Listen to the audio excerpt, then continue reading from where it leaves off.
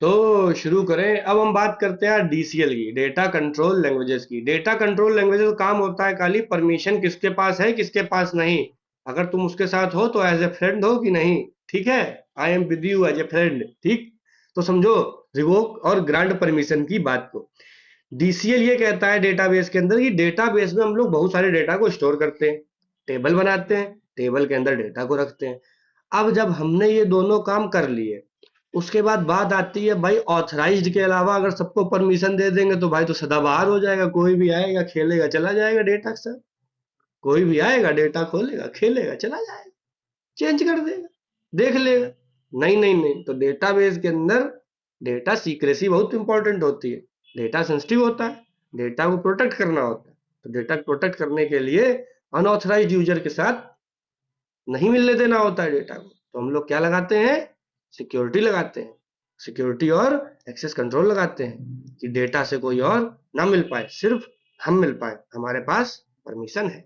ठीक, तो की फीचर क्या होते हैं, यूजर की परमिशन को एक्सेस करना और डेटा को मॉडिफाई करने देना, डेटाबेस की सिक्योरिटी को बना बढ़ाना कि कोई अनऑथराइज एक्सेस ना हो, किसके पास कितना राइट है, कौन कितना देख पाएगा, कौन कितनी बात कर पाएगा, मतलब डेटा को कौन कितना चेंज कर पाएगा, या सिर्फ डेटा को देख सकता है उसको छेड़ नहीं सकता, इसकी परमिशन लगाते हैं। और परमिशन हटा के निकाल भी लेते हैं, हाँ अभी तक तुमने डेटा इस्तेमाल किया हमने कुछ नहीं कहा, अब लेकिन बात नहीं होगी, अब डेटा नहीं।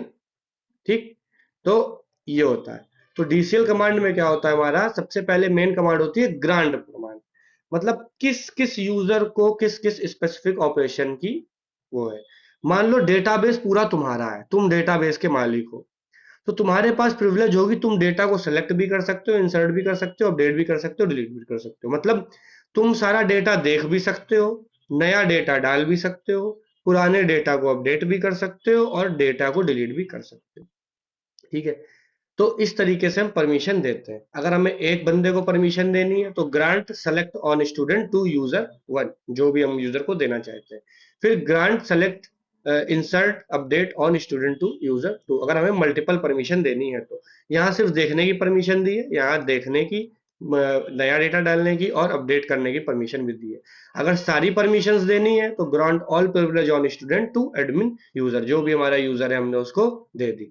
इसी तरीके से आता है रिवोक, परमिशन तो है लेकिन उस परमिशन को हम वापस रिवोक भी कर सकते हैं, ताकि अभी तक वो उस चीज को देख पा रहा था, वो उस कैपेसिटी पे था कि वो उसे देख सके, लेकिन अब उसके पास वो परमिशंस नहीं रहनी चाहिए, तो हम उसको रिवोक भी कर सकते हैं। ये नहीं कि एक बार परमिशन दे दी तो हटा नहीं सकते। ठीक है, तो क्या करेंगे, रिवोक करेंगे, सेलेक्ट परमिशन यूजर वन से हटा सकते हैं, रिवोक करेंगे तो इंसर्ट अपडेट की परमिशन भी हटा सकते हैं, रिवोक करेंगे तो सारी परमिशंस भी हम हटा सकते हैं। तो ये हमारी क्या है, डीसीएल के अंदर होता है कि किसके पास परमिशन है किसके पास नहीं है, ये डिसाइड हो जाता है। तो आई होप सो आपको समझ में आया होगा। तो फिर मिलते हैं अगले वीडियो में, तब तक के लिए थैंक यू।